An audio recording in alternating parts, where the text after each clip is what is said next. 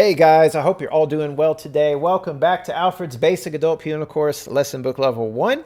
This video is Lesson 80. We're going to cover pages 94 and 95 in our book today, eighth note triplets, and the song Amazing Grace.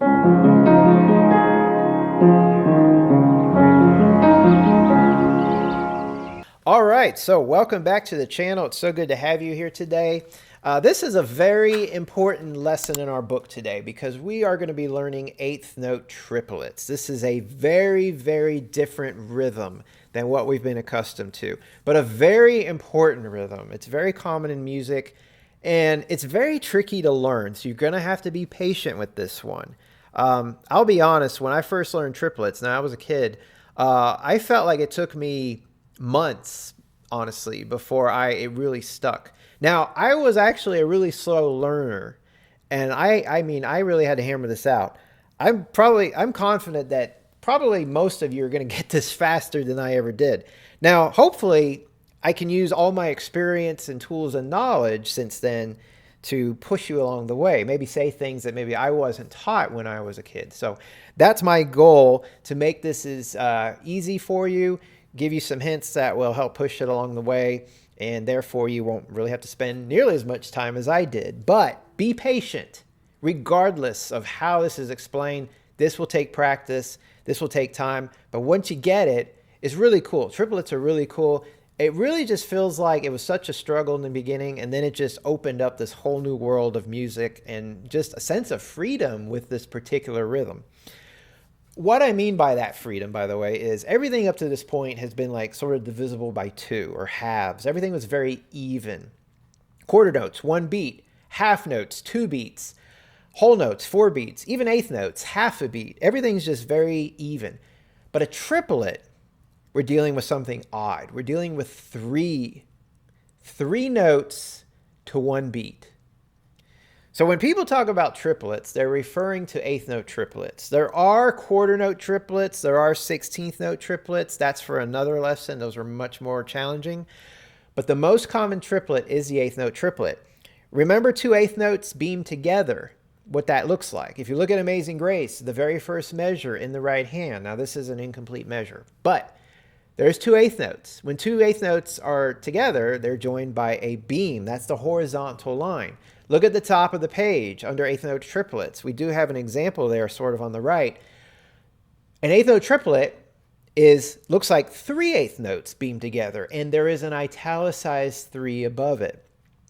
And that tells us we have an eighth note triplet. And look what it says there, equal to a quarter note. What we've been used to this point is 2 eighth notes equal a quarter note. So if you do the math, an eighth note is half a beat. Half plus a half equals 1. Well, a triplet is thirds. 1/3 plus 1/3 is 2/3. Add another third, you get 3/3, which equals 1. So a triplet is 3 notes to a beat. 3 notes to a beat. Now, you will see music where there is no italicized 3. And by the way, the italicized 3 is key. If you do not see an italicized 3, it might be a 3 for fingering. Look at Amazing Grace. Look at the very last line in the right hand.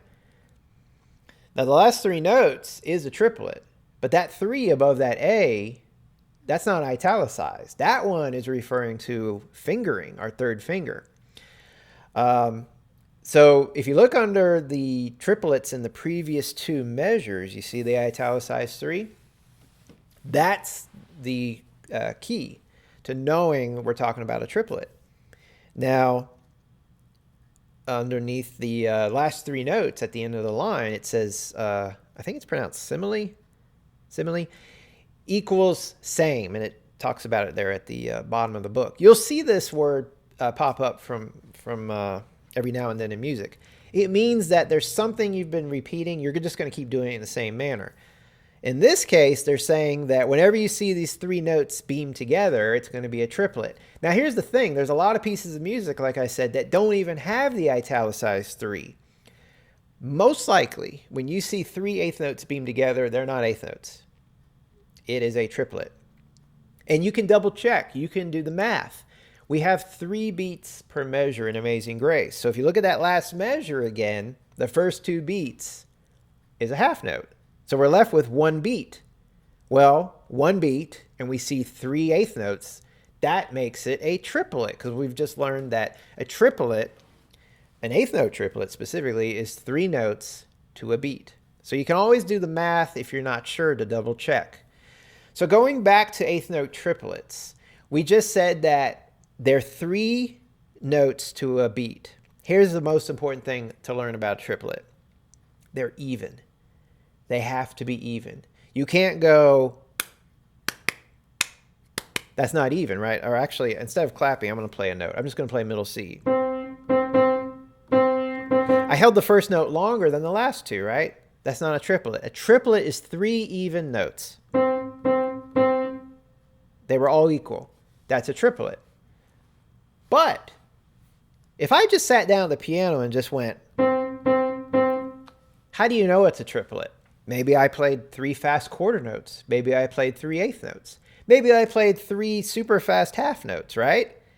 The only way we know rhythms are specific rhythms is, 1, in conjunction with everything else. So meaning when I play Amazing Grace, I'm going to hear quarter notes, half notes, and then the triplet will respond accordingly. Or you need to emphasize a beat. When doing triplets, this is what you want to practice. Now it says up there, when a piece contains triplets, count trip-a-let. It says 1 and then. I hate that. You're going to be tongue-tied, or at least I was. And there's any other way, sure, if there's something that works for you, go for it. But I like triplet. It makes sense because it is a triplet. And we can separate the syllables, trip-a-let. So if you want, go ahead and grab middle C. It could be any note. But what I want you to do first is play 3 notes and just say trip-a-let. Get used to saying those 3. Trip-a-let. Now I want you to do it very evenly. Trip-a-let. Make sure you don't go trip-a-let. That's not even. They have to be equal. Trip-a-let. Trip-a-let. Now when I do that, I know a lot of you might be saying, that makes sense what he just did. Trip-a-let, and he stopped and did it again. I'm going to get into something that's very, very detailed, but very important. Very picky, but very important. When you do that, you could get into the habit of holding let too long. What's happening is it's not even anymore, right? So here's what you need to practice. You need to practice vamping the triplet several times. And this is how you're going to practice triplets and get really good at it. You want to go trip-a-let, trip-a-let, trip-a-let. Just do it over and over. That way you're ensuring that the let isn't being held too long. So when you go through it several times, that's the real test. You know, in these lessons, I always say, when we're working on a measure or two, I say, go on to beat 1 in the next measure. Don't stop on beat 4 or whatever that last note is. Because if we stop, we might have the tendency to learn a break in there, or learn a big pause, or, you know, put one in by accident. We didn't mean to, but it accidentally happens. So I see this all the time. So even though at first you might be saying, oh, I know I wasn't supposed to hold the triplet or put a pause there. I was starting a triplet all over again. Allow yourself to practice this so that you can be absolutely sure. Trip-a-let, trip-a-let, trip-a-let. You want to do that a lot. You want to really get used to this. What we're doing with triplets today, you want to get this feel memorized. You really have to get it memorized. It is a feel. I don't want to get into the mathematics of it. There's no way to really count triplet beyond trip-a-let. With counting, with all the other notes, they're even. Eighth notes, quarter notes, half notes, we can go 1 and 2, and we can easily break that down. With a triplet, I can't go 1/3, 1/3, 1/3. It just doesn't work. The only way it works is triplet. And so a lot about learning a triplet is learning a feel. Now, I'm going to show you a few ways that you can still mathematically make it work. Because yes, we got to make this fit in relation to all the other quarter notes and half notes in a piece. But the most important thing, again, when learning a triplet is 3 even notes. One of those notes cannot be shorter or longer than the others. Now, once you've gone through trip-let, and get comfortable with that, the next step I want you to do is emphasize trip. Emphasize trip. Here's why. The first note of the triplet is going to be on your downbeat, your big beat. Whether that's, in this case, with Amazing Grace, it's either going to be beat 1, beat 2, or beat 3. I give you a little spoiler alert. Every single triplet in Amazing Grace is on beat 3. That's a little spoiler. But in a piece of music, it could be anywhere. But what I want you to do, why I want you to do that is because when you emphasize triplet each time, emphasize the trip of triplet, you're emphasizing where the big beat is. So watch what I do here. Trip-let, trip-let.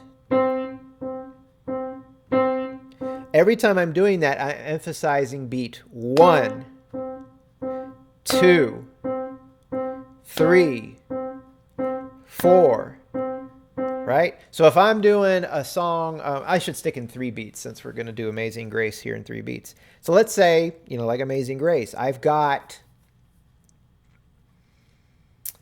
I'm looking at the first full measure. I've got a half note. Let's go ahead and do this. So the half note is beats 1 and 2, and then I have a triplet. So that E, D, and C, triplet. I want to make sure they're even, and make sure you can play it while saying triplet. So with the half note, I've got, if I'm going along, here's my tempo, beat 1, 2, 3. So I'm going to go 1, 2, triplet, and then beat 1 on the next measure. So when I emphasize the trip, the E, you notice that was right on beat 3. So 1, 2, triplet, 1. And yeah, you really want to go on to beat 1 in the next measure. A lot of that's because of what I said earlier. If I just stop here, triplet, I never get to practice how long let is, that C. I might end up putting a big break here by the time I practice going to G and E. So you need to practice going into the next notes. Now I realize we haven't gotten to the notes yet, but I just wanted to show you how we're piecing this together.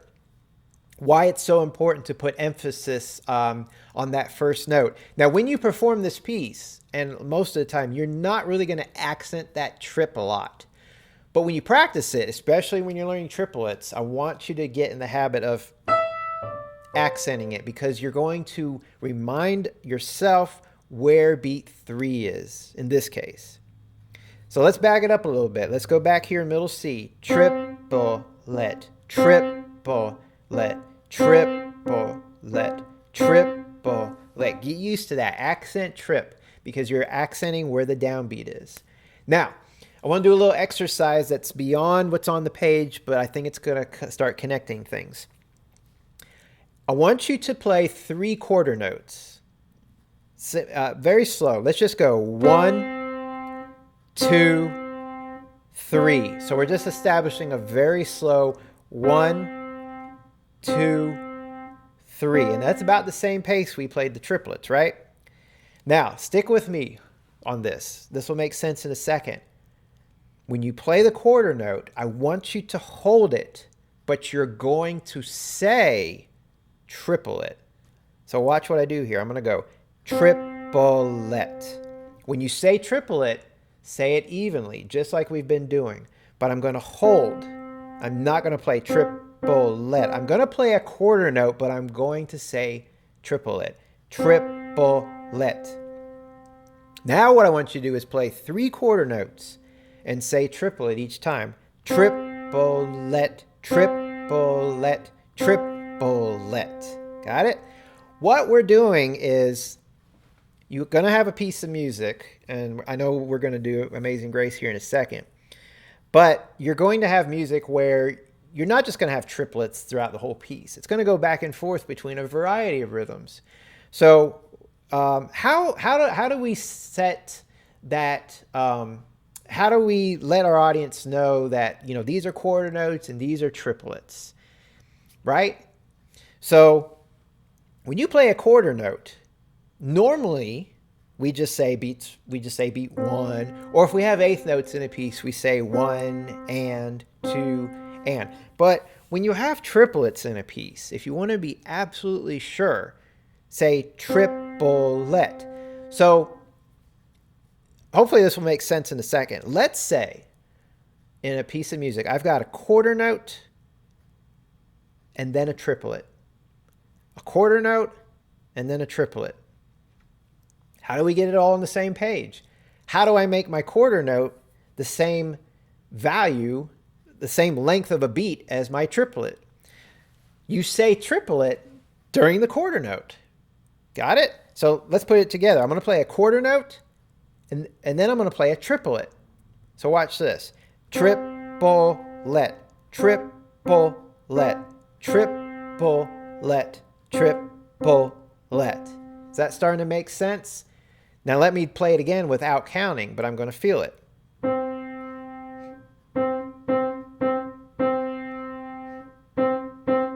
So what I'm getting at is when you have a triplet, it's pretty easy to play, right? I can play 3 even eighth notes. What's hard is when I go to a quarter note. How do I know how long to hold it to make sure I'm not rushing? Because I could go triplet, 2, 3, triplet, 2, 3. I'm rushing beats 2 and 3. I'm rushing those quarter notes. But if I continue to say triplet during those quarter notes, I won't rush it. Triplet, triplet, triplet, triplet, triplet, triplet. So that's a triplet followed by 2 quarter notes. See what I did there? By saying triplet evenly during a quarter note, I ensure that I'm holding that quarter note for that full beat, and it's the same time frame I use to say triplet. So if this might be a little confusing, and I apologize, this is one of the trickier lessons to explain. But hopefully, as we go along, it'll start to click. And if it's already clicking, great. What if, because in Amazing Grace we're going to have this, what if we have a half note followed by a triplet? So in Amazing Grace, we've got the first full measure, E and C, it's a half note followed by a triplet. I'm going to apply that to just middle C. All right, so we said a triplet is 3 even notes to 1 beat. A triplet equals a quarter note, right? A half note is 2 beats. So when you hold a half note, you would be saying triplet twice. So if I'm going to go on beats 1 and 2, I'm going to say triplet, triplet, and then I'm going to play triplet on beat 3. So it would sound like this. Triplet, triplet, triplet, triplet, triplet, triplet. You see how that makes it even? Now, this could be a very tiresome, tedious lesson, but I urge you to practice this entire piece. Yes, I'm going to say and practice the entire piece saying triplet. Now, you could say it in your head, of course. You don't have to say it out loud. If I counted this whole piece right now out loud saying triplet, I would lose my voice. So, or because this piece is so repetitive, remember I said the triplet's always on beat 3. So you generally have this same pattern. It's different notes, but you're going to have a half note almost every measure followed by a triplet. If you get that rhythm down, that feel down in just a couple measures, it's actually going to repeat itself almost the entire piece. Now, rhythms are not about always counting forever and ever and ever. Rhythms are about doing it until you basically feel it. So memorize, yes. When I say feel, it's not just memorizing up in your brain. It's feeling it internally throughout your body. Because a rhythm and a beat is something, you can bob your head to, you can tap your toes to, you can clap your hands to. It's internalized. So that's what I mean by feeling, when your whole body just feels engaged. So it's not only memorized in your brain, it's memorized in your body. So, let's review before we get into Amazing Grace. You got to get triplets down first. What is a triplet? Well, we're learning eighth note triplets. 3 even notes. Even meaning they're played equally. All 3 have the same length. 3 even notes across 1 beat. So an eighth note triplet equals a quarter note. When we play a triplet, say triplet. When you play it over and over again, make sure there's no pauses. Don't go triplet, triplet. No. You got to go triplet, triplet. And then emphasize the trip, the first one of each 3, and that starts putting our downbeat. So triplet, triplet, triplet. Now, if you have 3 beats in a measure, I could really get crazy here and say 1 let, 2 let, 3 let. That way you can feel where the beats are in the measure. 1 let, 2 let, 3 let. That's optional, but obviously if you do that, that just gives you more information to really organize and know where you're at. And then the last thing is mixing it up with other rhythms in order to ensure that we are on the same page, so to speak. Quarter notes, triplet, triplet, triplet. Half notes, triplet, triplet. You can do the same, dotted half notes, whole notes. Now, there are eighth notes in this piece, only at the very beginning. I don't see, there's one other eighth note, but mixing eighth notes with triplets is one of the hardest things I've ever had to learn. That is not in this lesson. That is not anytime soon. That comes way down the road. Very hard because it's 2 against 3. Don't even worry about it. It does exist. That's why I'm bringing it up. It does exist. And it creates incredible music. Incredible music is hard though. For another day. So you don't have to worry about that. But you do need to think about quarter notes in relation to triplets. Triplet and half notes. Triplet, triplet. Specifically those 2 because that's today's lesson. All right. Before we get into the rhythms, though, of Amazing Grace, let's back it up and look at the notes. So your first, we're going to look at the right hand. Your first note is 2 on G.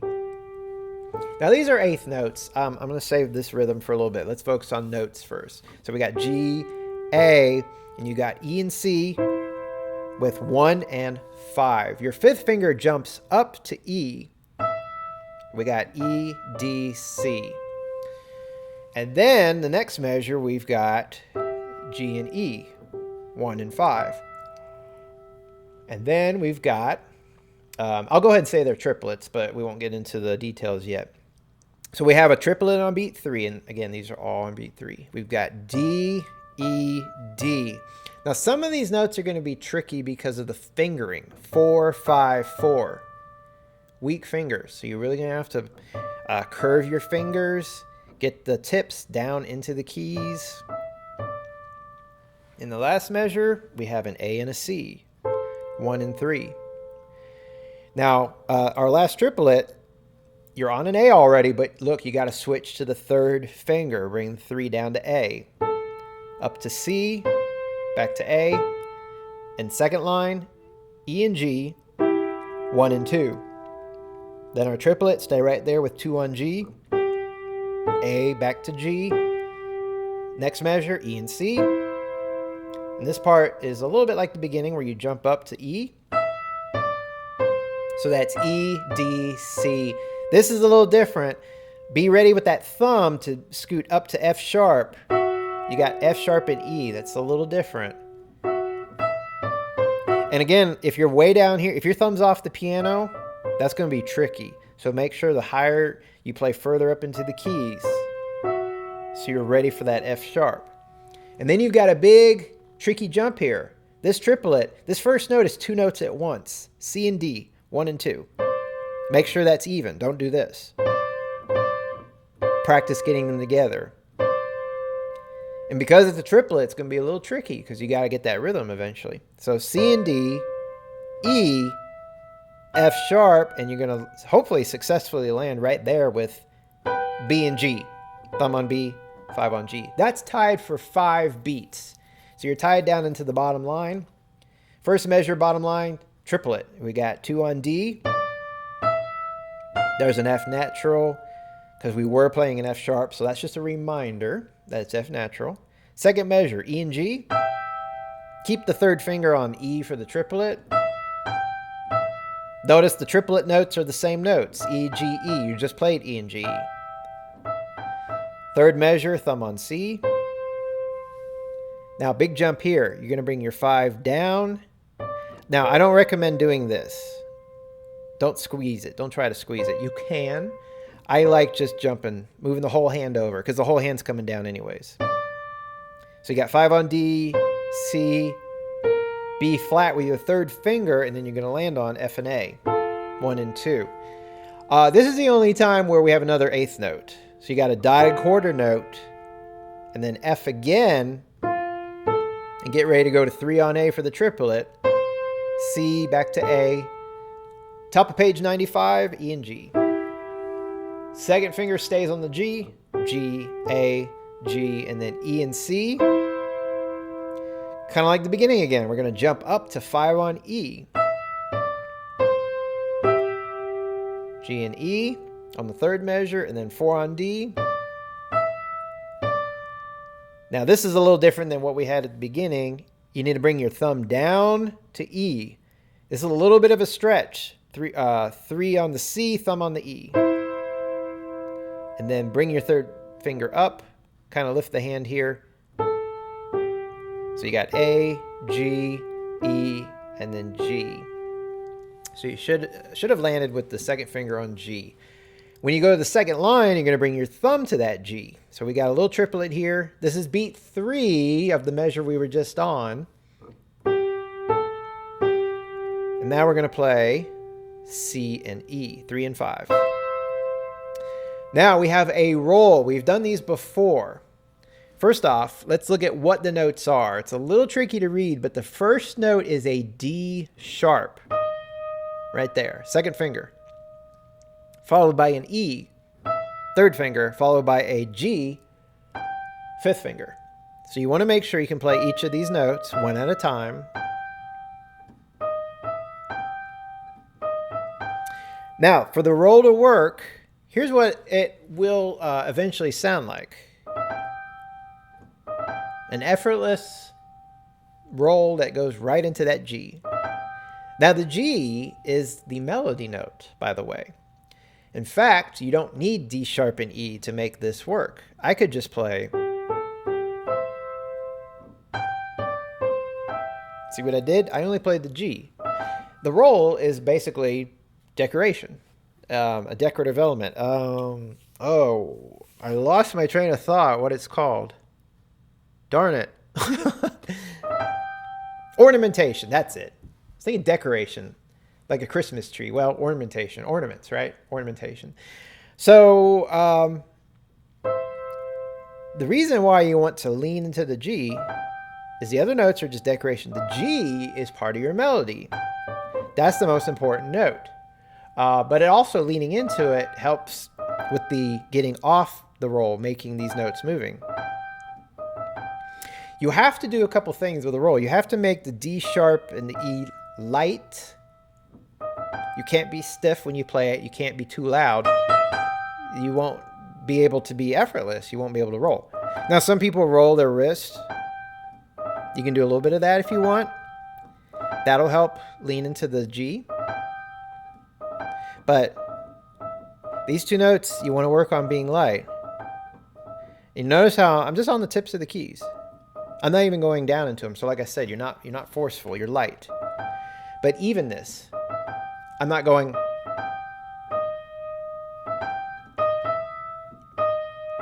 All three notes are even. Now the G I'm holding a little bit longer because like I said, it's the special note. But I'm not holding the D sharp longer than the E or vice versa. So keep those in mind when you're working. So again, break it down, make sure you got the right notes and fingering. Make sure you can play them all evenly. You might go faster, but at some point you're going to start, instead of playing it individually, like individual notes, you're going to kind of roll the whole idea. So I'm not necessarily rolling my wrist like that. Like I said, you can, but I'm still making a circular motion with my wrist. So some kind of circular motion is probably needed to help keep it loose and get that rolling effect. So you can do this, or you can do that. I find this to be a little more work, unnecessary work. I just like to roll the wrist like this.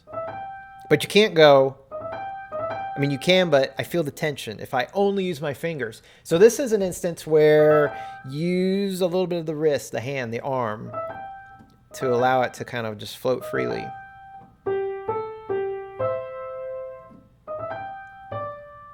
So that's our goal. So you may have to practice that for a while. Don't expect it to come quickly. Now, we have more of those in the piece. They're all the same. So this is the only roll you learn. There's 2 more of them. So you get to learn the same fingering, same notes, same rhythm. So once you're done with the roll, you're immediately going to take the second finger to D natural. It just played D sharp. We'll get into how we make this a triplet in just a while, because that's the other hard part. This is actually part of a triplet. So we got 2 on the D natural, thumb on C. In the next measure, E and G, 3 and 5. Now here's a big jump. 4th finger down to D. And that's tricky. You got D, E, D. We had that earlier, 4, 5, 4. And then the next measure, 1 and 3. And then you may actually recognize that some of this is repeating from the very beginning at this point. So if it feels familiar, that's because it is. You got 3 on A, 5 on C. 3rd line, end up with 1 and 2, E and G. If you're comparing it to what happened on the second line, the first page, this is where it differs. You're going to take your thumb to G for this triplet. So G, A, G, E, and C. And you're going to jump up and do that same roll again with the same fingering. Now the next measure is a little different. You have just E, 3rd finger, and then you have C and D again, 1 and 2, E, F sharp, and then B and G. Tied for 5 beats, which we had that on page 94 as well. So now on the 4th line, picking up with the triplet in the first measure, so it's 2 on D. Got E and G. Same notes for the triplet. Thumb on C in the next measure. Big jump, 5 on D for the triplet. 3 on B flat, and then land on F and A. Here's the dotted quarter note and 8th note once again. So we do have it a second time, but it's the exact same thing you played at the end of page 94. So you're going to go to the thumb on F. Make sure you have 3 on the A for the triplet. Down to the bottom line. Now ignore all this writing and repeat for a second. Just keep playing. So what happens now is you have thumb coming up to G, G, A, G. Next measure, 2 and 4. And that's an A and C. You're going to jump up and do that same roll again. All the notes are the same. Everything's the same. You're going to go to E and G, 3 and 5. And here you're going to take your second finger, which should be right there for the D, and end it with 1 and 3. But notice, so it's tied for 5 beats right there, but notice there's a repeat sign at the end. It repeats back to the beginning of the line. But not at the beginning of the measure. It actually repeats to beat 3 of that first measure. So that repeat sign is actually right in that measure. It says above it, second time, slower with your right hand 1 octave lower. Now this is what trips people up a little bit. So you may need to practice this quite a bit on its own. But you're playing the exact same thing you just played. So this is where it's all written. When you repeat, instead of going to the G where it's written, you're going to go to the G below middle C. That's 1 octave lower. And you're going to read it the same way you did. You're just going to play it down here. It's all the same. It just sounds lower. So I would advise practicing it a lot without the left hand. Because once you add the left hand, it does get confusing. It's like, I shouldn't be here with my right hand. You're going to have that feeling. So you need to practice it so much that it just sort of becomes comfortable before you add the left hand. But it's all the same notes. So G, A, and the C. Same roll, it's just down here. 3 and 5 on the E and G. And then D, E, D. And you're going to end the song right there. Now, it's only the right hand that will do that. So you're not going to move your left hand on the repeat. Only the right hand. Only the right hand. All right, so when you went through this, there are several places where it's repetitious. And that's good. Gives you more chances to practice and technically less to learn. I think note-wise, it's challenging. There's a lot of notes. There's a lot of these harmonies. There's a lot of jumping around. There's a lot of fingering. And they did label it good for us. There's a lot of fingering they labeled. And when you see more fingering labeled, that just means it's going to be a little more tricky, but helpful too. It's a nice guide that we have. I do like the fingering they've given us. It all makes sense. But certainly you're gonna spend some time on that. Now, does it have to be like I'm playing it? Absolutely not. I did not play a roll like that for a long time. It takes time to achieve that that overall balance of everything. But the basics are, besides the notes, is making sure it's even and more on the soft side. So if you end up playing it, not too fast, but it comes across like that, I'd say that's good. That's good for this lesson. That's good. If you really want to achieve something really nice, it's almost like a slide. So you remember at the beginning of the lesson, I said we're going to have, I think I said this, some bluesy elements, and this is considered a blues note. This D sharp. It is not in the key of C major. It is in the key of C minor, but we're not in C minor either. But in blues music, the flat third, especially going to a natural third, creates a little bluesy sound. So these notes are straight out of the C blues scale. So that gives it that bluesy sound. So if you achieve a real quick roll, you get the style down pretty nice. So like I said, it doesn't have to be like that. I wouldn't expect it to be that nice. But if you're ambitious and love that sound, go for it. It will take time, but if you put forth the time, it'll come. It'll happen. I'm going to look at the notes in the left hand, and then we're going to talk about rhythm. In fact, I'm probably going to put hands together when we talk about rhythm. I think it'll make more sense. So the left hand does not start on beat 1. It does start on beat 1, but it doesn't start on the first. It doesn't start in this first incomplete measure. So remember, in 3/4 time, so that means you're starting on beat 3. So your right hand has 2/8 notes, and then your left hand comes in here.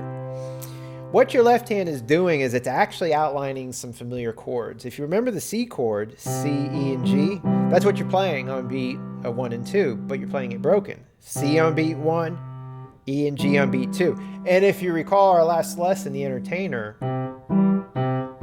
you had that passage in The Entertainer. That's what the beginning of Amazing Grace is. Now, you're not going to play it like that. It's going to be much slower, but same notes, same pattern. And you will, almost every measure, a few exceptions, have a rest on beat 3. You can say thank you to whoever arranged this now, because what happens on beat 3 in every measure is our triplet in the right hand. So they're allowing you that focus of the triplet, which is awesome, because anytime we start putting new rhythms with both hands, it can get overwhelming. So we have C followed by E and G, rest on beat 3. Next measure, we have C, E, and B flat. So remember to play up into the black keys, not down here, because that's just harder for that thumb to get up to B flat. Now you rest on beat 3 again, but the last measure, big jump, that 5th finger comes up. Now you're coming up to an F chord. So I advise you to try to aim for the F chord. You're going to play F first, of course, and then A and C. But if you outline the whole chord, you're in pretty good shape.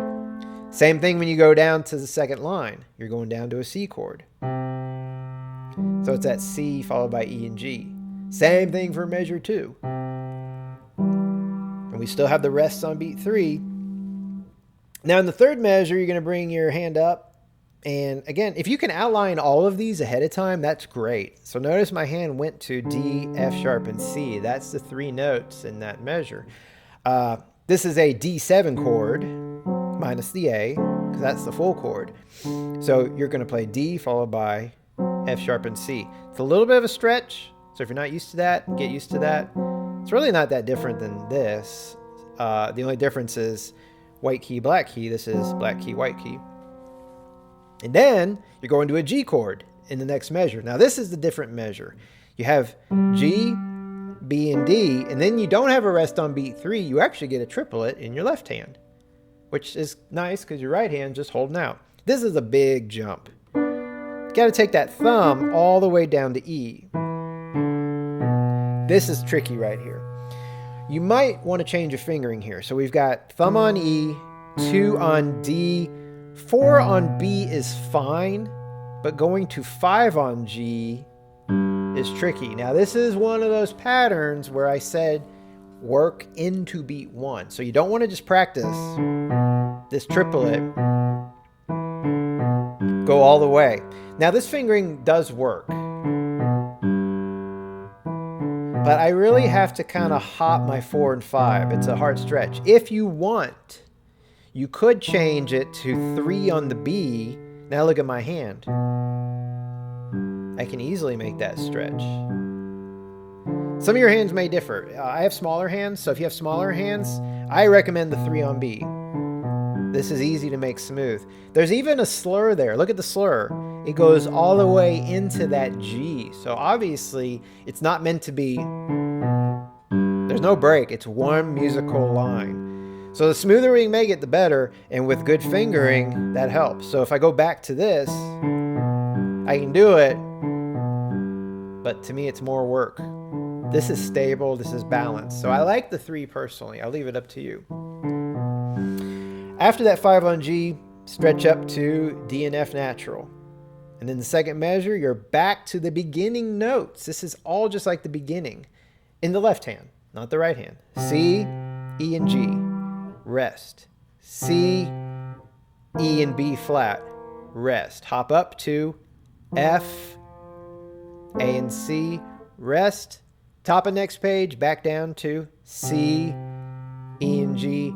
Rest. Now this is different. The second measure, you're going down to A minor. A, C, and E. A with 5, of course. C and E.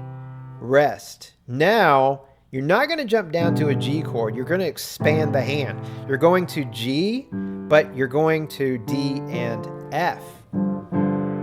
Here's my A minor outline. My hand's going to extend. My pinky and thumb both extend outward. So get used to that feel that you're extending, you're stretching the hand out. So when I play it as written, I've got A, C, and E, and I can extend during the rest, and then G, D, and F. Now, if that's a stretch, you can hop it. You can roll your wrist a little bit. Rest, and then you're back to a C chord in the fourth measure, C, E, and G. And then in the last measure, you're going right back down. Now this one, you can't extend the hand. I mean, you extend it, but you also jump. So you're going from here. Here's my C outline, C chord outline. And I'm stretching the hand to G, D, and F. Okay.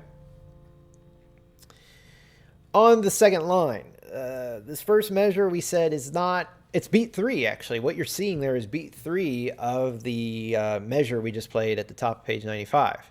So the right hand takes that, and your left hand is actually playing the same thing at the beginning. Now the right hand's doing the rolls and all that. It's different. But your left hand is very repetitive, more repetitive than the right hand in this piece. So you got C, E, and G, rest. C, E, and B flat, rest. Jump up, F position, right? F, A, and C, rest. Next line, back down to C. Next measure is the same. C, E, and G. Third measure, this is like the first page. Still like the first page. D, F sharp, and C. Rest. Bring that fifth finger up. G position. G, B, and D. And then remember the triplet and all that, all the same. So if you did 3, remember to do it again. Be consistent. If you're doing it as 4, be consistent. There's no reason to do 3 on one and 4 on the other. Be consistent. It's the exact same thing. At that point, it's the same notes in the right hand as well. So on the 4th line, you've just ended with the 5 on G, and you're going to go up to D and F like you did earlier. And it still continues the same way. C, E and G, rest. C, E and B flat, rest. F, A and C, rest. Bottom line down to C, E and G. Now I didn't explain this earlier, but on the bottom line, well, I sort of explained it, but when you hit the bottom line, you're on a new measure, beat 1, beat 2, and then the repeat sign, like I said, is right after beat 2. So what happens here, the quarter rest, is beat 3 of that same measure. It's not beat 1. So don't let that repeat sign throw you off.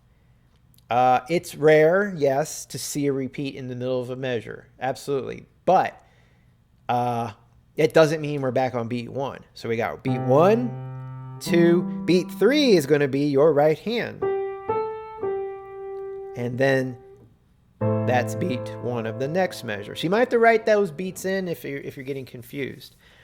So measure 2 is where the A is. So remember, you jump down to 5 on A, C and E, rest. This is where you extend both pinky and thumb. G to D and F. And then you're going to bring the hand up to the C position. We need to write in some fingering here because you've got C with 5, and you've got G and E, which we've been doing with 3 and 1. But then they have the thumb on the A.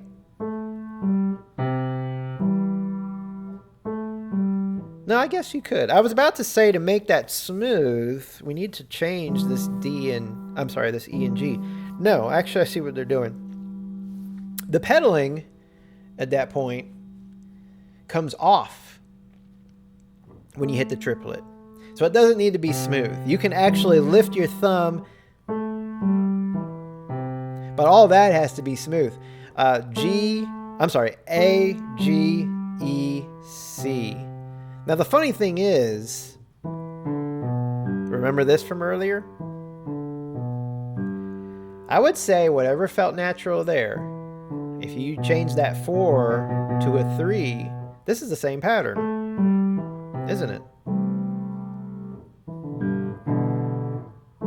So this E, if you used a 3 earlier, use a 3 here as well. If you used a 4, use a 4. They didn't mark it for whatever reason. I assume that they maybe thought we would be doing what we're doing, or maybe they just didn't think about it. But if you used 4 earlier, use it here too. I may have just answered our question. Let's back up a second. Second to last measure. I got 5 on C. We know we're going to do 3 on E and thumb on G. We know we're going to take our thumb up to A.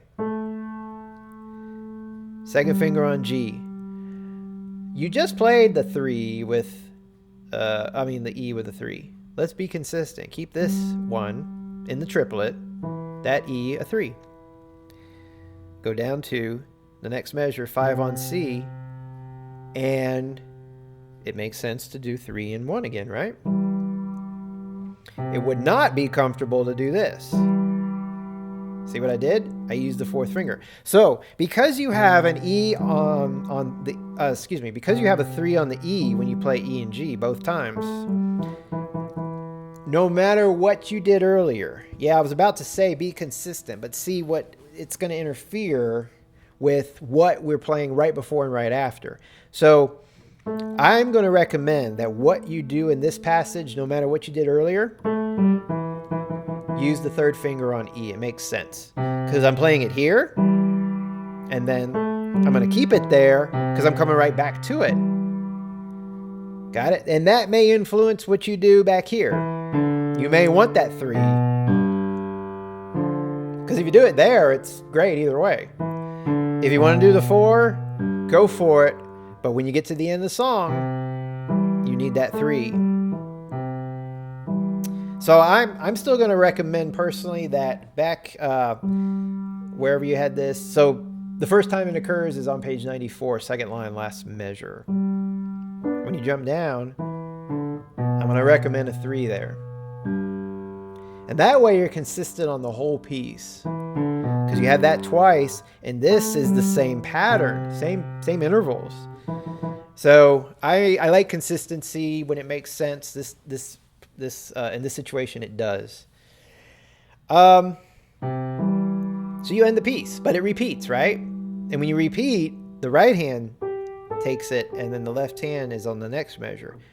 Now, unlike the right hand, like I said, the left hand doesn't play anywhere else. It doesn't go an octave lower. It plays the exact same place. But your right hand's going to be here.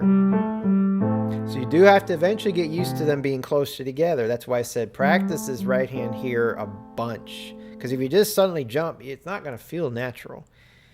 It's going to feel like you shouldn't be there. So all of the left hand repeats the exact same way.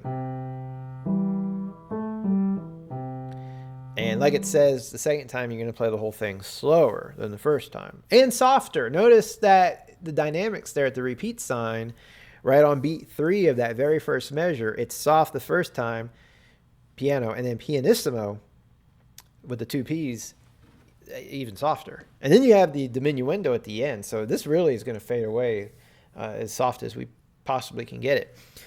All right, so we've gone through the notes in both hands. So when we put the hands together note-wise, we're going to do it rhythm-wise too.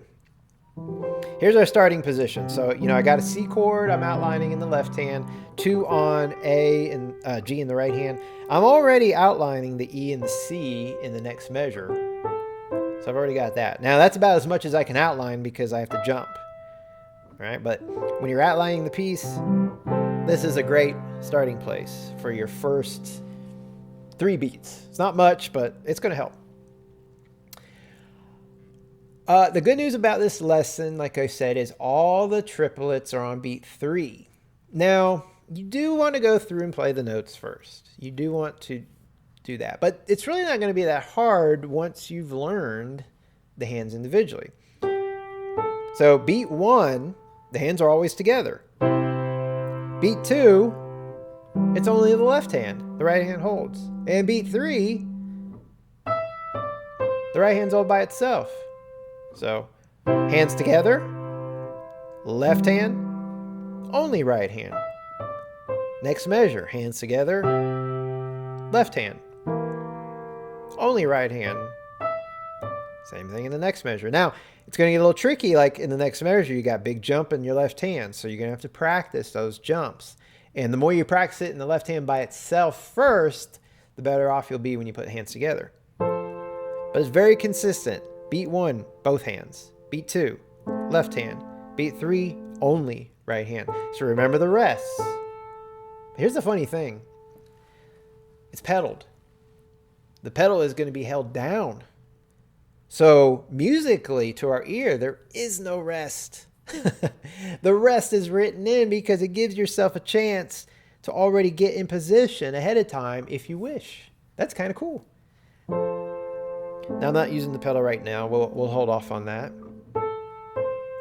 Second line. Still the same pattern. So second measure, second line. Hands together. Left hand. Right hand. Hands together. Left hand. Right hand. Now, it's different here. Hands together. But I'm holding the right hand for 5 beats. So it's all left hand. And you got this big jump. Beat 2 down on the bottom line. And then right hand. So the triplets are always by themselves in the right hand. Still the same pattern. Both hands. Left hand. Right hand. Both hands. Here's a unique measure, but it's not going to be too tricky. The last measure of the page. Hands are together on beat 1. Beat 2, the left hand comes in, and 1, 2, and. Now, when we get into the details of rhythm, that's tricky because of the triplet. We'll hold off a second.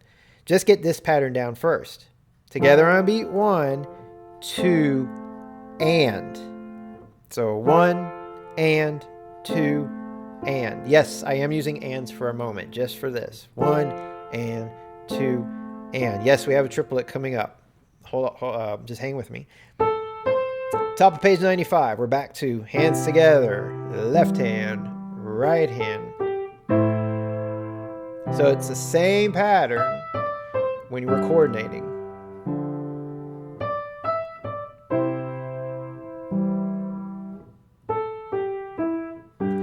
Now, at the end of the top line, this is beat 1, 2. There's 2 lines there, but that's not the end of the measure. That's the end of a section. This is telling us that right here, we're ending a section, and beat 3 is right here on the second line, and it's acting as a pickup into this next section, which is sort of like a chorus. Now, it's still the same. Hands together on beat 1, left hand on beat 2. You're still holding, of course, in the right hand, and then the right hand by itself on beat 3, and then together, left. So it's very consistent pattern.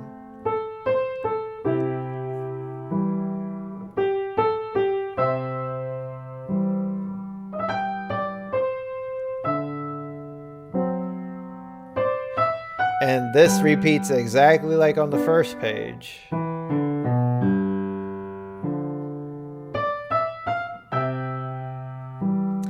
Now I realize I'm just kind of whizzing through this, but I'm basically just checking if there's anything different. I realize you're not going to be able to probably play it that fast just yet, and that's okay, of course. But just double checking things. So here is that same spot again. So I'm at the end of the 4th line, last measure. 1 and 2 and, just like we had at the bottom of 94. 1 and 2 and then the triplet. Now we're at the bottom line. So remember, this beats 1 and 2, and then the triplet by itself, like we've been doing.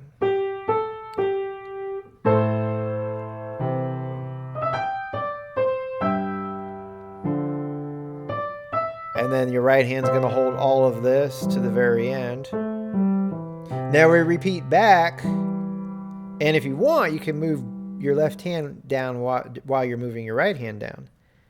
And they both go the same direction. Now that right hand's a huge jump, because you're up here, and you're going to G with your thumb, but not this G. Remember, you're going an octave lower.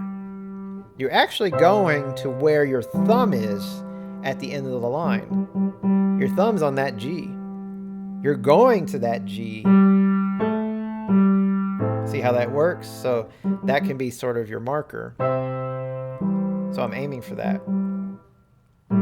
Whoops, I hit that too soon. So now you're here. The left hand's in the same place.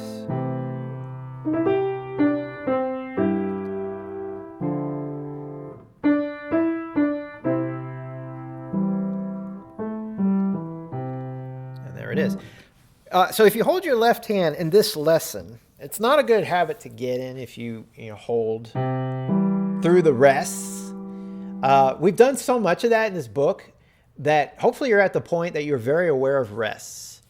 And so if you're very aware of it, you know exactly what to do. In this lesson, if you hold the hand down because you're focused on the triplet, it's okay, because musically, it's going to be held down anyways with the pedal. There's a lot of times where rests indicate style, and you want that break in the left hand because that adds to the style. But see, it's still being held down because of the pedal. So my point is, if you accidentally go through the rest, don't worry about it.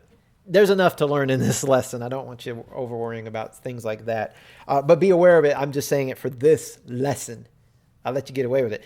I do think those rests are put in there, though, so you could be thinking and moving ahead, especially when you have a big jump like that. That gives us that freedom. So you're not doing this, not having to rush in the last minute and feeling a little stressed about that. So that's the coordination. You see, it's very repetitive. Now we get down to the nitty-gritty details of our rhythm. In the very beginning, we have eighth notes. So if I were to count eighth notes are counted with ands. 3 and 1. 3 and 1. Do that a couple times. And you notice I'm tapping the beat, the big beat here with my left hand. You don't have to do that, but you could go 3 and 1, 3 and 1, or maybe go 3 and 1 and 3 and 1. And I'm not playing a full half note, but I'm just playing a quarter note and just allowing myself to vamp those eighth notes. The reason I'm doing that is I want you to feel 2 eighth notes to a beat. Now I want you to feel a triplet to a beat. Slightly faster. Triplet, triplet, triplet. Go back to the eighth notes. 3 and 1. 3 and 1. Now go to the triplet. Triplet 1. Triplet 1. It's harder than I'm making it sound. If you could do it, great. But here's what I see a lot of people do. 3 and 1. Triplet 1. What did I do there? I made the triplets the same length as the 3 and. 3 and. Triple. Yeah, that's wrong. They're both eighth notes. So how do we fix this? Establish where the big beat is. This is tricky, but you've got to do this. And if you can, I think it's going to make a world of difference. That's the only thing that triplets and eighth notes have in common. The big beat. Because there's 2 eighth notes to 1 beat. There's 3 triplets to 1 beat, right? So here's what I mean by that. I'm going to give it a little count off. I'm going to go 1, 2, 3, 1, 2, 3, 1, 2. Now that's hard to do. I am able to do it because I've broken this down for years, right? I was able to, but you hear how it sounds, right? You hear how I fit 2 eighth notes evenly, 1 and how I hit triplet. Now, if you want the ultimate exercise, here's the ultimate exercise. And I'm probably overkilling this because those are just 2 pickup notes and then we don't have any more eighth notes like that throughout the whole piece. But if you really want to be accurate, the exercise is, remember at the beginning of the lesson, triplet, triplet. Here's what I want you to do. Review that. And if you can tap along in one hand, if you can't, that's okay. That is a lot to coordinate. It actually is really hard. If you can't, just emphasize triplet, triplet, triplet. Now I'm going to tap along at least so you can hear my beat. Do that a few times. Now I'm going to switch my mind over to eighth notes. Right? 1 and 1 and 1 and. Now I'm going to go back to triplets. Now I'm going to go back to eighth notes. Okay, so I've established 3 to a beat and 2 to a beat. Now I've got to mix it up. I've got to go back and forth, keeping that same steady beat, not altering that beat, but I'm alternating between 2 eighth notes on one beat, 3 triplets on another. You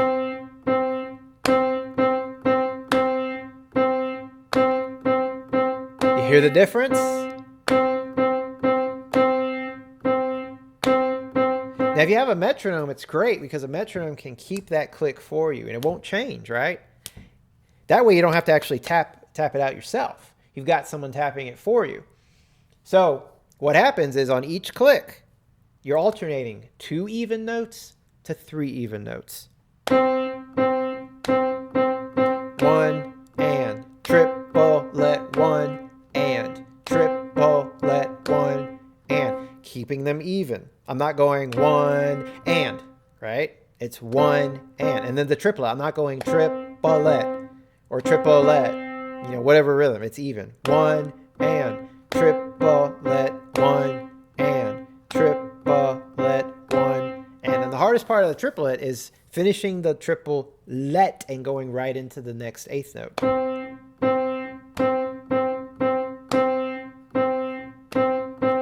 Now, if you can do that, awesome. Awesome. That is very hard at this point. If you can't do that, that's okay. That is totally okay. Because, like I said, we're just doing this as a pickup. And if you're saying my brain is getting ready to explode, I can't handle this, what do I do? Here's what you do. All you got to do is make sure you play these slower than the triplet. Now, all your triplets in the piece have to be the same. So just start your eighth note slightly slower. If you've been playing triplets for a long time, practicing it, you might go, that's a triplet, right? It's the last two notes of a triplet. Triplet one. You might say, hey, that sounds pretty cool. It does sound cool. It does sound cool. I mean, you could play it and no one would know. People would love it. But for learning purposes, just to kind of introduce the difference between eighth notes and triplets, be a little sluggish on the eighth notes at the beginning. And that's the easy way around it. And I do that with a lot of my adult students because adult students have a harder time with rhythm, especially if you're learning rhythms for the very first time in your life. It's just harder when we get older. It just is. It is what it is. It can be learned. It can be learned, though. Absolutely. I've seen it. It just takes time and discipline and focus. But if you're at the point now, like I said, your brain's about to explode, a lot of times I tell my adults to say, look, just slow that down, relax it. And then make sure your triplets are a little bit faster.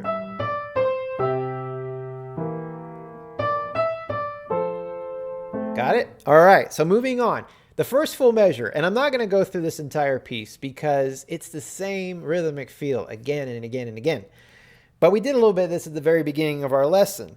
In the very first full measure, beat 1, beat 2, beat 3.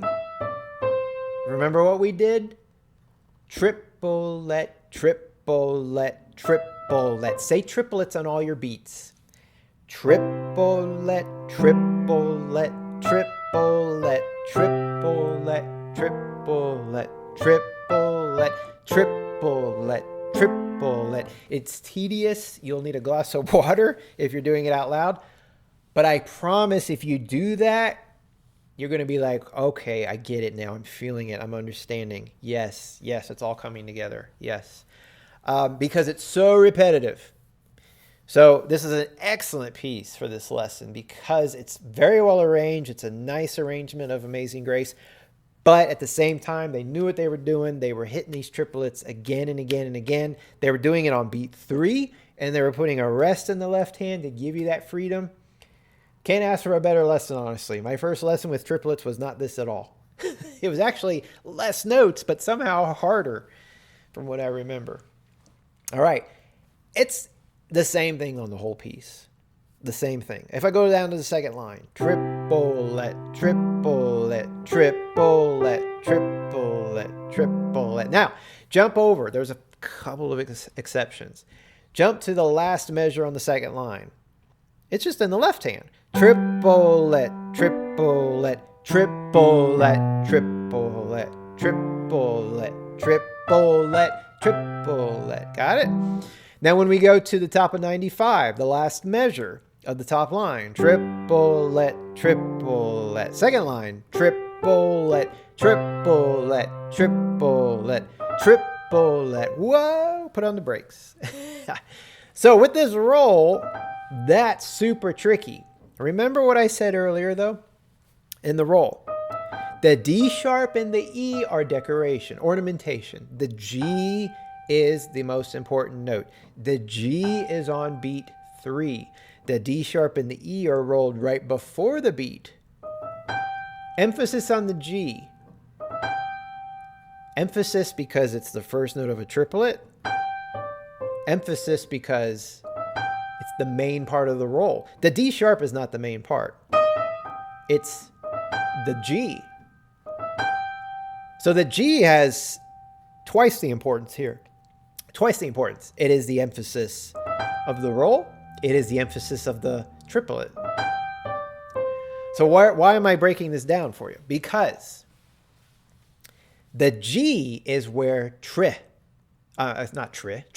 excuse me, trip. I'm tripping here. Trip of triplet. Triplet. So you want to practice that. Triplet. Triplet. Yes, so you're going to kind of have to rework your roll now. But if you've already learned your roll, this shouldn't be too hard. Trip. Trip. Triplet. So the D sharp and E don't have any value. They just kind of fall right before. Triplet. You got to make sure the G is on the beat. If you go trip, you will trip. So triplet. And I've seen a lot of books, I think even this book said to arpeggiate, start your arpeggio on the beat. I don't like that. It's not clear. It's muddy. And in this case, it makes perfect sense. You can't do it. I mean, you can, but it's just ridiculously muddy and hard. So triplet. So we've got triplet. Go as slow as you need to. Triplet.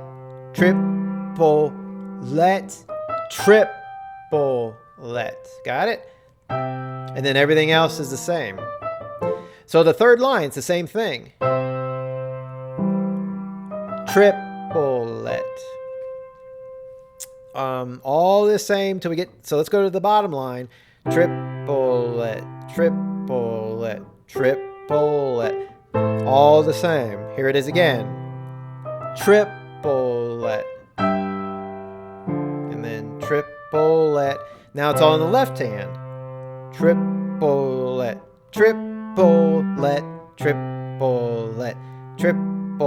And then repeat octave down in the right hand. Triplet. And it's all the same.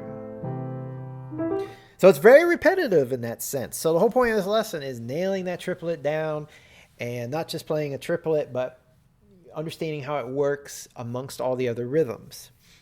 There is pedal in this piece. I'm not even going to go through it. Just because, one, at this point, you should be pretty familiar with pedal. Two, this isn't difficult pedal. Three, this video has been long enough. And four, I want to emphasize triplet in this lesson. But if you look at your pedaling, it's basically every measure on the downbeat, beat one.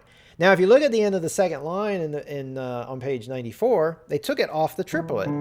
The rule for pedaling is when you have a lot of moving notes down in the bass, it gets muddy real fast. And that's why the slur is also written in. They want it smooth, but you can't pedal that. If I hold the pedal down, you hear that? It's awfully muddy. And then it just continues. So the couple of spots where you have this pattern, 3 times we have this pattern, even at the very end. No pedal. Play it smooth though. Otherwise, you're consistently on beat one. Now there's a few breaks on page 95. Notice it at the end of the line. Let's see. No pedal there. That gets a little muddy even in the right hand. Same thing at the very beginning of the piece. A G and an A, a little muddy, so pedals on beat one. So even if you want to go through this piece and just say, you know what, no pedal for me, that's okay. But, you know, maybe once you learn the piece with the triplets and notes, you might want to put it in. I think this piece...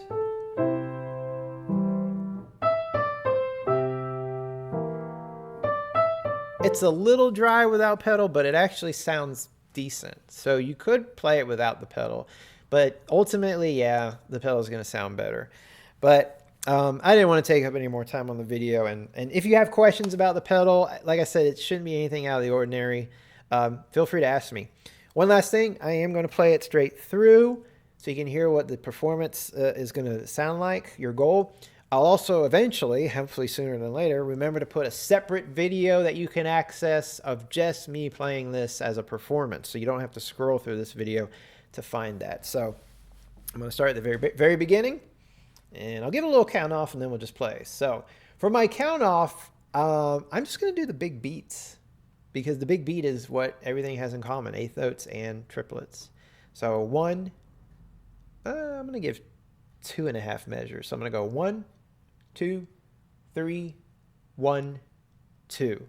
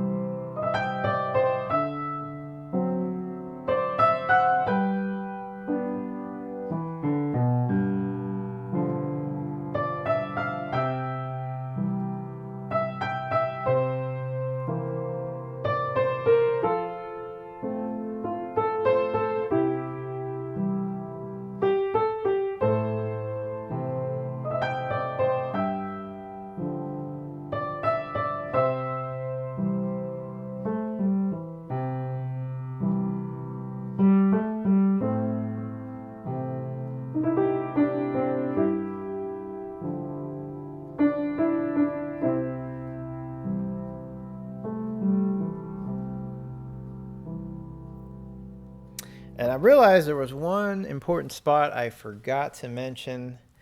Eighth notes and triplets. If you look down at the bottom of page 94, the very last measure bottom line, we got 1 and 2 and triplet. So there's 2 ways we can handle this. 1, we can be very precise. 1 and 2 and triplet. Now, I've gotten to the point where I could go back and forth between 1 and triplet. So remember earlier when we did that at the beginning, we did a little exercise with 1 and triplet, 1 and triplet. Now it would work very well here if you got really comfortable with that. So 1 and 2 and triplet, 1, 2. That's the precise way to make sure it's in there, meaning that little eighth note, right?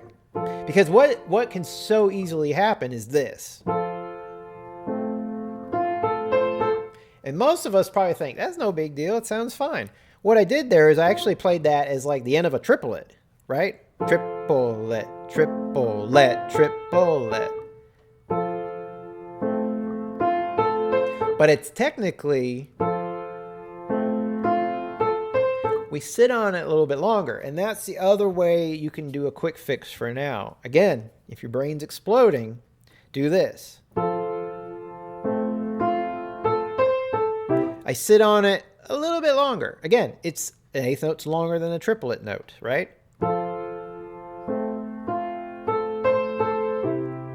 And that's how you can still get it in there and it sound good. But if you want to be precise, absolutely accurate, remember the big beat is what everything has in common. 1, 2, triplet, or 3. So you could also kind of like feel it by inserting it, right? You have to make sure, if we have our steady beat, if we have our metronome, this is on beat 1, 2, 3. You got to make sure the triplet's on beat 3, right? So you could kind of say, I need to get that eighth note in halfway of beat 2, right? You could feel it halfway. 1, 2, 3. So there's a couple ways you can go about doing it. You can be very precise, or you can kind of just feel it in there. If you really want, I mean, yes, technically, You could just play it like a fast triplet, but that wouldn't be learning. And I do want you to learn, because eventually you're going to see more combinations between eighth notes and triplets. And if you haven't learned it here, we all know when we get to that point, it's just going to get that much more difficult. So my recommendation, as always, is take the time now, learn it right now, do it as many ways as you can possibly learn it. And you'll be that much better off when the time comes that we do see more combination. All right, it's been a long lesson. This is a very long lesson. So if you're still hanging with me, thank you. Thank you for hanging with me.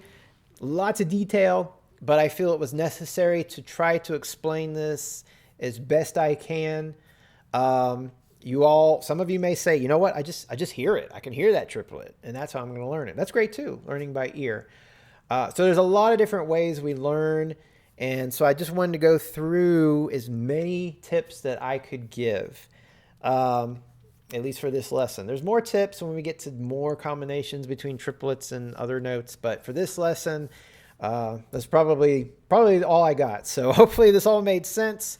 I wish you all the best. Please, if you got any questions, comments, confusion, let me know. I will answer it. I always appreciate it. Thanks for sticking around, and look forward to seeing you in the next lesson.